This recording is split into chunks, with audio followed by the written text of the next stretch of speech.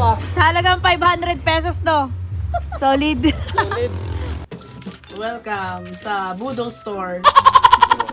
True. Ito yung sabi nung nag-recommend.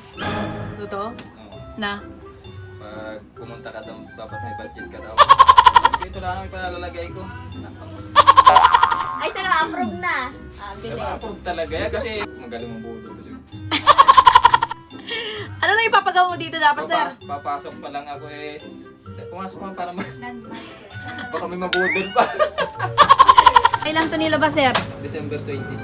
December 22. So, wala pang 1 month. Wala pa nga papel. Wala pang papel. Buwan pa Wala lang. pang papel pero pinagalaw na niya. So, si Bossing magpapa-install sa atin ng X6. Ceramic lang. Then, original Pia horn. Ito yung Pia horn niya. So, mamaya i-wiring check natin to.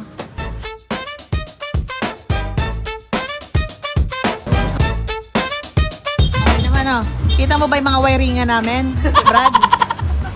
Lupet, oh.